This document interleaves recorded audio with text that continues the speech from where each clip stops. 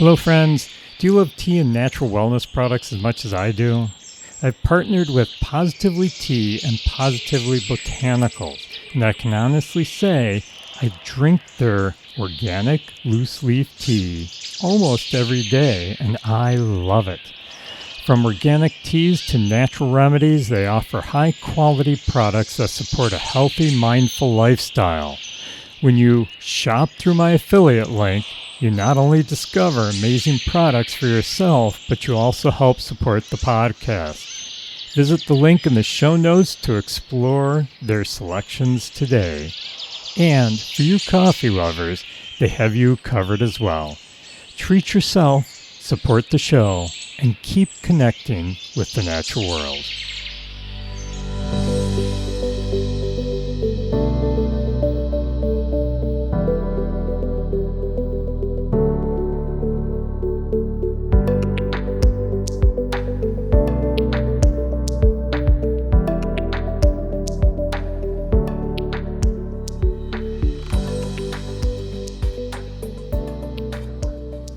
Hello friends, and welcome back to the Forest Connection. I'm glad you're here with me today.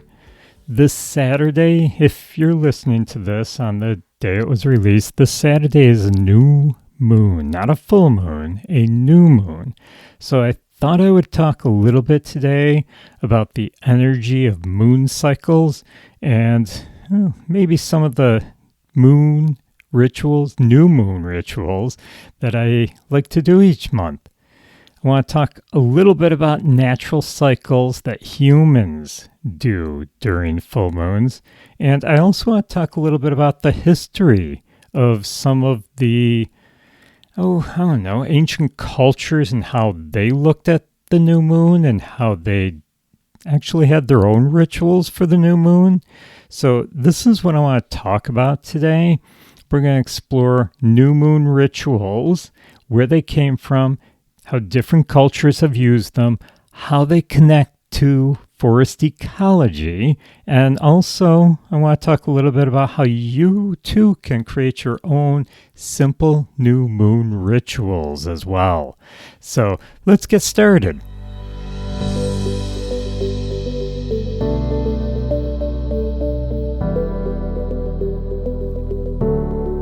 Now, before I get too involved, I want to explain what a new moon is, which can be a little bit difficult to explain without visuals, but I'll do my best. So hopefully you follow this.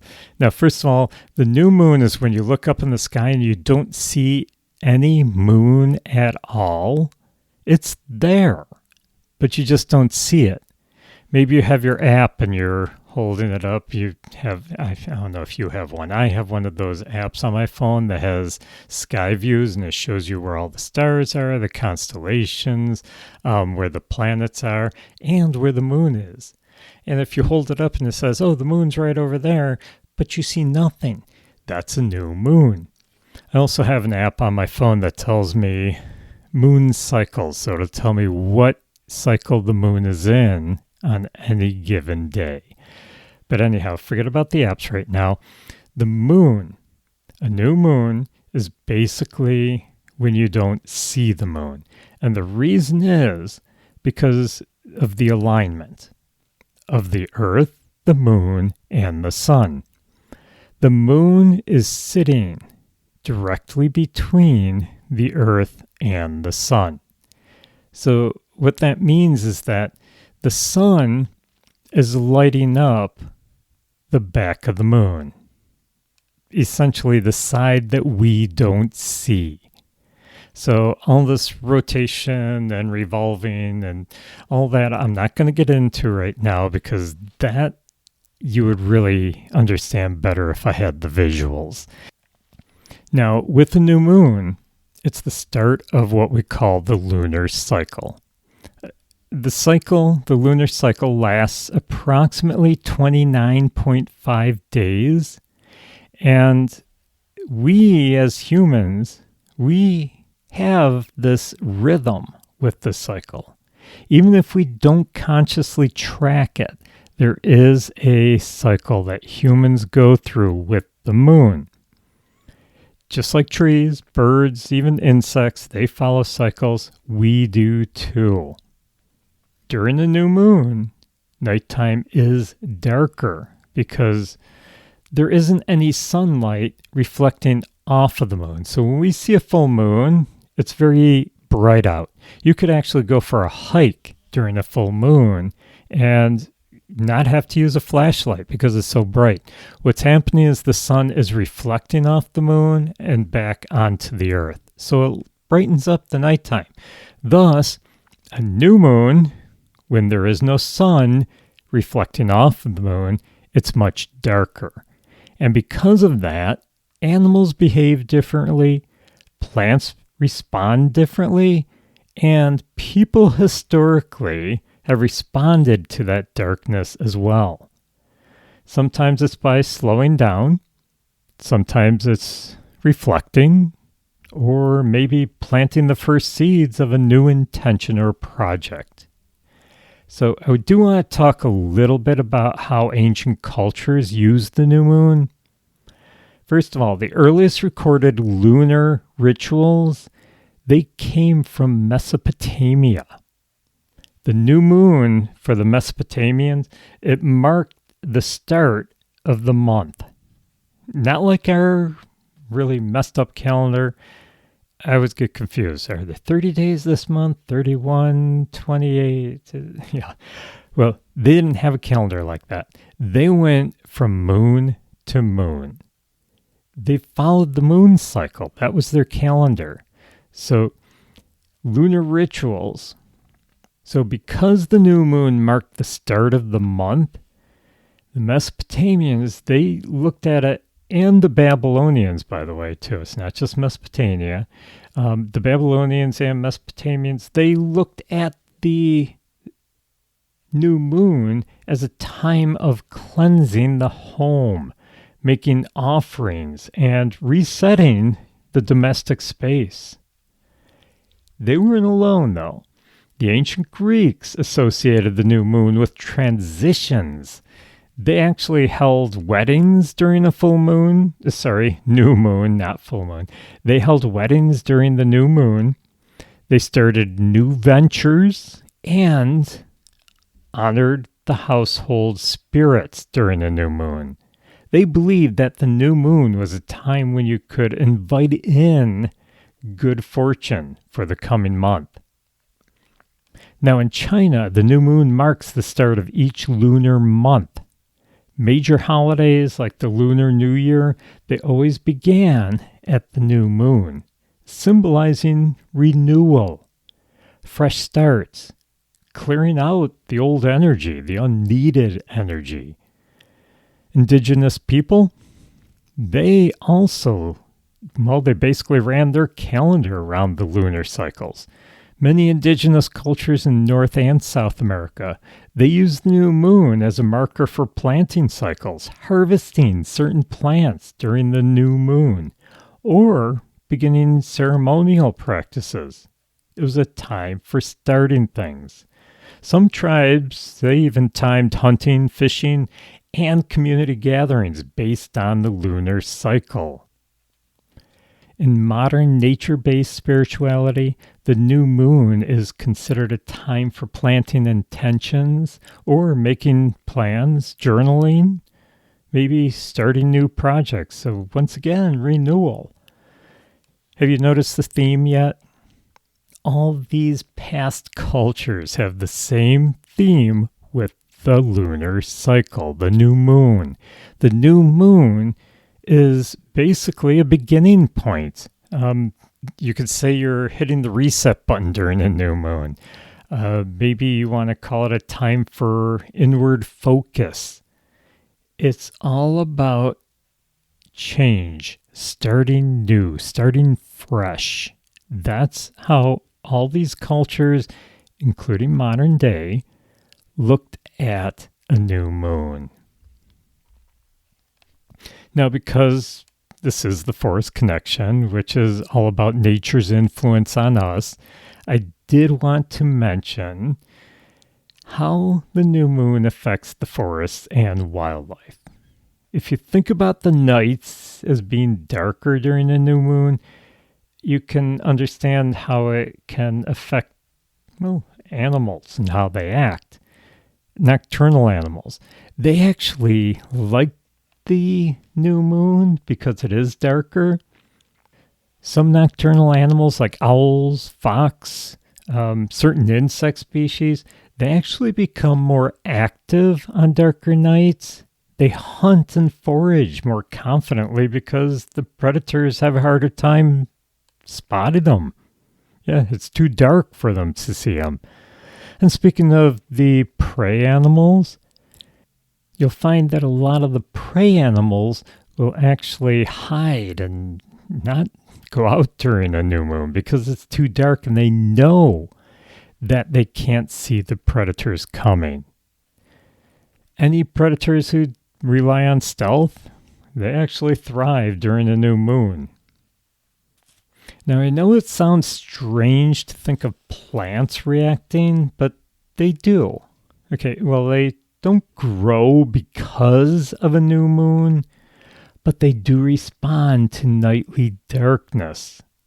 There are some plants, not all of them, but there are some plants out there that will open or close their leaves more dramatically under darker skies. So they're reacting to the new moon. And of course, humans aren't immune to new moons. Yeah, scientific studies have actually proven that a lot of people will sleep a little bit more deeply during a new moon. I don't know, maybe it's because it's darker, but they do sleep deeper during a new moon. And they sleep lighter during full moon nights. So, and this has been proven scientifically. Now, that deeper rest does tie into the whole idea of reflection and restoration. Two core themes in new moon rituals, which we'll get to in a minute. So even though rituals differ across the cultures and ecological backdrop, darkness, quiet, stillness, subtle shifts in animal behavior, all of those things are constant during a new moon.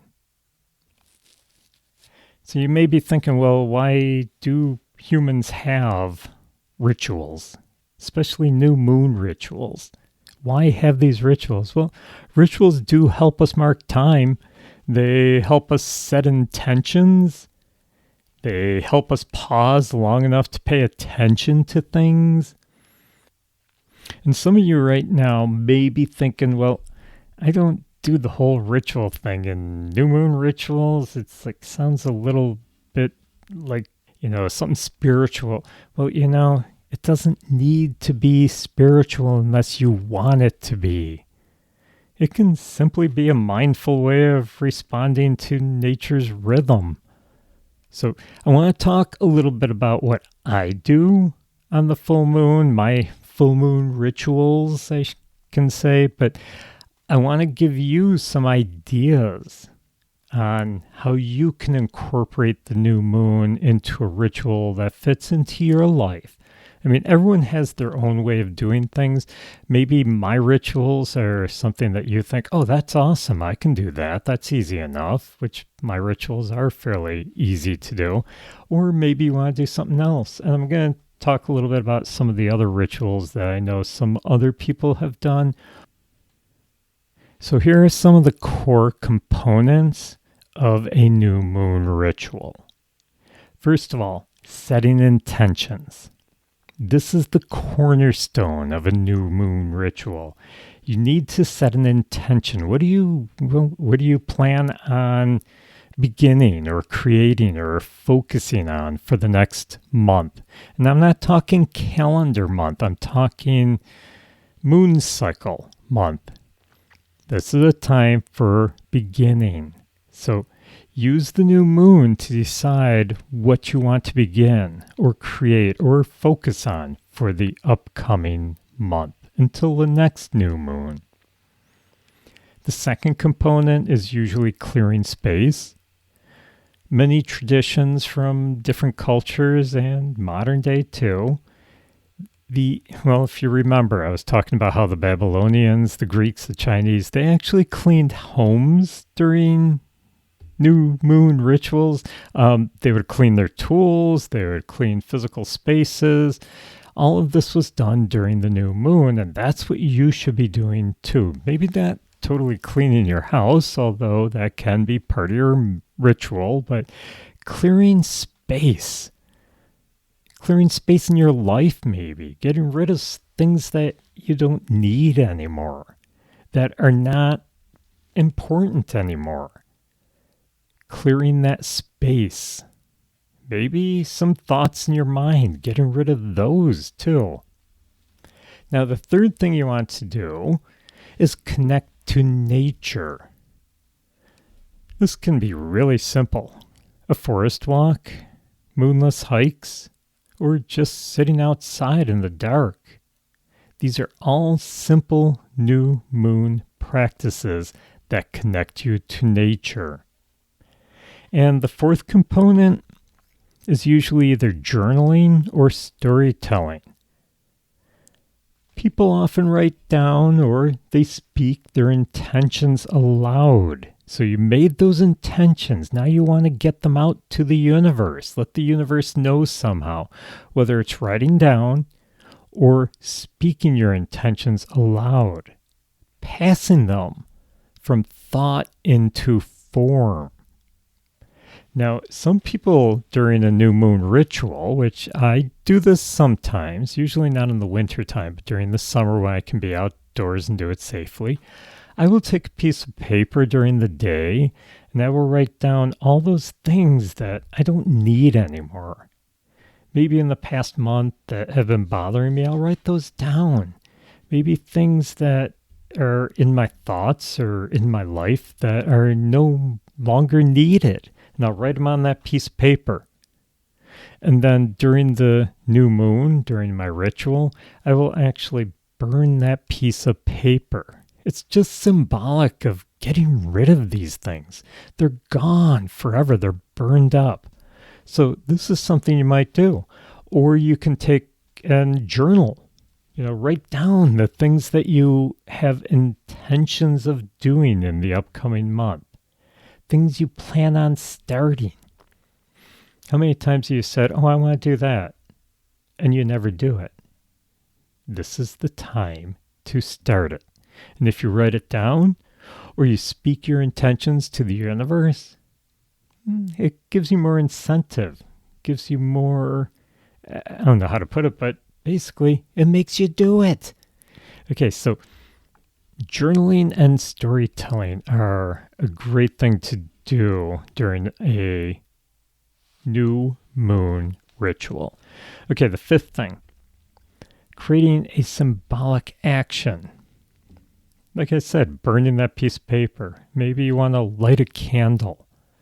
Planting seeds in the ground, preferably in the summer, not winter. Starting the new project right away. Even if it's, maybe your project is redesigning your bathroom. You don't have to do it on the new moon, but hey, let's start it by drawing plans for it or writing down what you want done in there. So starting a new project, maybe scheduling something important. Put it on your calendar. I'm going to do that this month.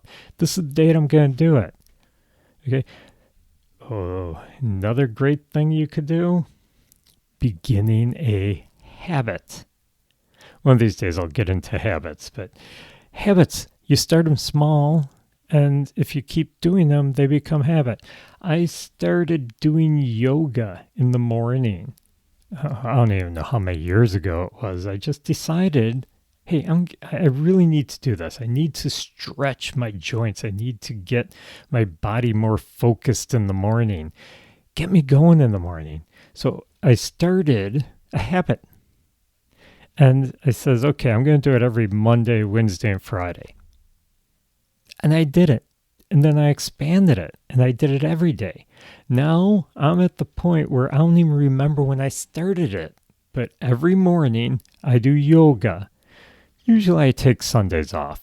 I take one day a week off. It's either Saturday or Sunday. Most of the time it's Sunday. I just take that day off. I don't do yoga unless I really feel like it. But the yoga, even if I'm working that day, I get up a little bit early. I give myself 15 minutes to do yoga in the morning.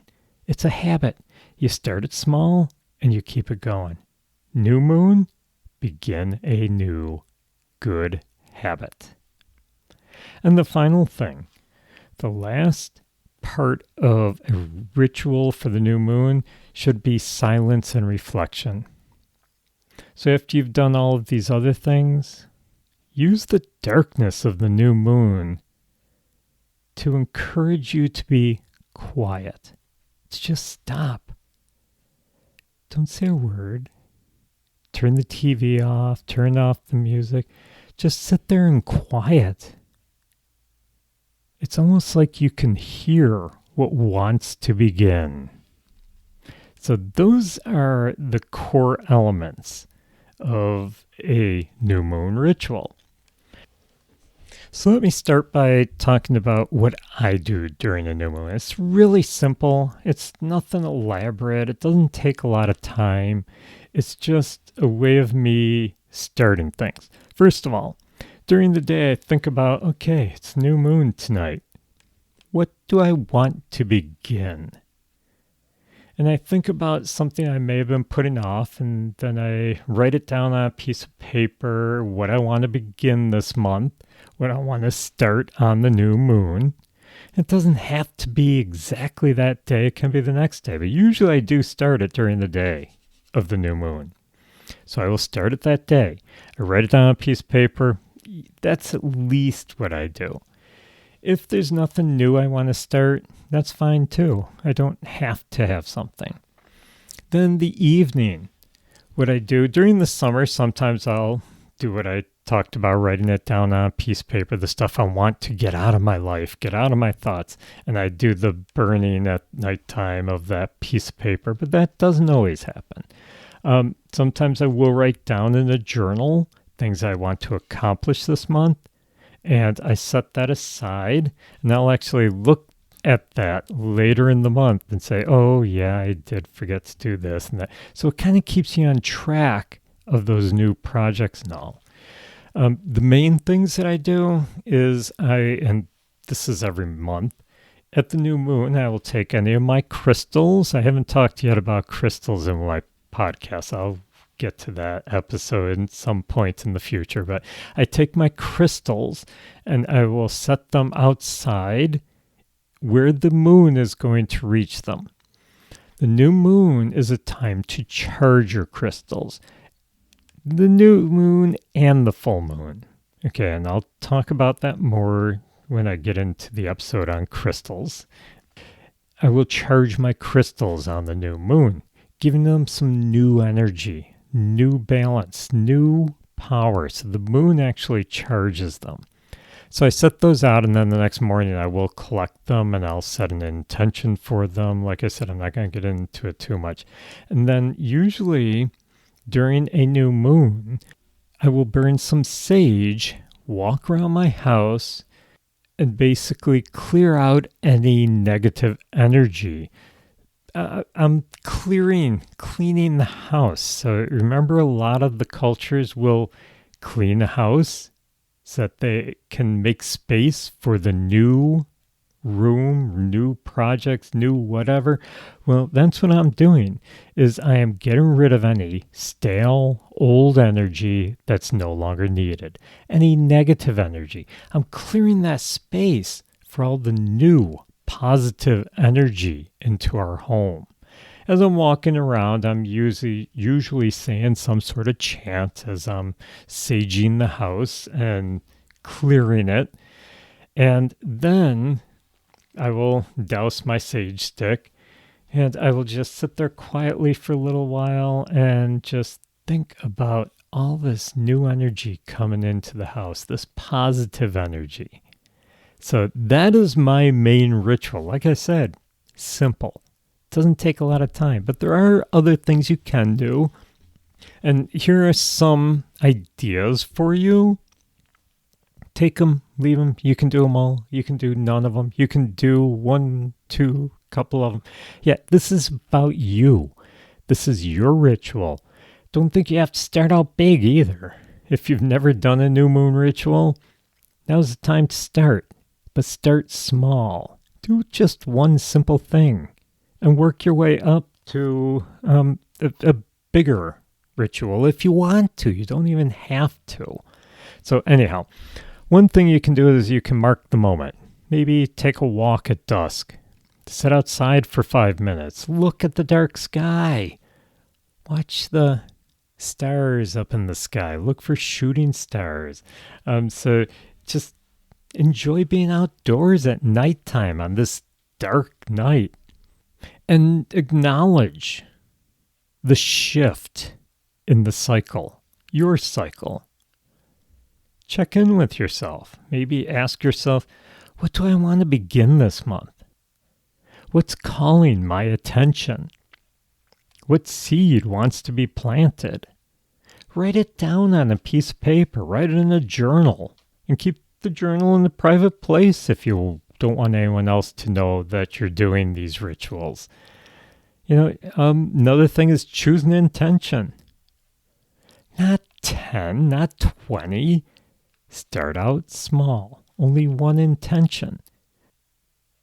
Most of the time, I only have one intention. I don't put a whole bunch of intentions out there. I work on one at a time. It makes it so much easier. One meaningful seed grows better than 10 scattered ones. So, one intention. Just choose one intention. Maybe you want to do something physical to symbolize beginnings. Some options, maybe plant an actual seed. Start a journal page. Maybe sketch out a goal. Draw a picture of your goal. Write it out. Begin a small habit. Write the first sentence of a new project. Draw out a new project. Maybe you just want to clean or reset a part of your home. Organize a nature walk. Doesn't have to be at night. Just do the organizing on the new moon. Oh, let's see. We could also bring in the forest. A few nature-based ideas. Maybe collect a fallen leaf or seed pod and let it represent your intention. Visit the same spot each new moon to check your growth. Make a moonless night sit spot. I've talked about sit spots in the past, so do quiet reflections there. If you're not familiar with the sit spot, it's just an area where you're comfortable and you just sit and don't do anything but listen and observe. So make a moonless night sit spot. Maybe you want to keep a lunar nature journal and you start each page on the new moon and then just keep going in it throughout the entire month and just keep track of your lunar journey. No matter what you do, always try to close your ritual with gratitude. Thank nature for the lunar cycle or for your cycle. Thank yourself. So many people don't do this, but thank yourself for beginning something new, starting fresh. Remember, ritual doesn't need to be dramatic in order to be meaningful. It just needs to be. So hopefully I left you with enough ideas to put together your own new moon rituals. It's a time for beginning, a time to start fresh, time to start anew, time to make space for something new. Get rid of the old and start fresh. So I hope I encouraged you to come up with something simple. Remember, start slow, and you can always add to it. Hey, I never added a lot to mine. It's saging the house, charging my crystals, and sometimes I do start something new. Sometimes I'll start a new journal page. I'll, write something down that I want to do. Simple things, but I don't always do those. So just do what fits you, what fits your needs. It doesn't have to be something spiritual, like I said, only if you want it to be. Just make it a time to start fresh, to start new. Well, I'd like to thank you for joining me today. I hope you enjoyed this episode of The Forest Connection. I hope you learned about new moon rituals. I really encourage you to start a new moon ritual. Something simple, really, something simple. Don't get carried away. Later on, as you start getting in the habit of doing new moon rituals, then you can start expanding on it. I never expanded on mine. I keep mine simple. So if you want to support the podcast, please go to the show notes and all the information is in there. I'd like to thank you again. Until next time, stay connected, stay curious, and hopefully this lunar cycle will bring you something worth growing.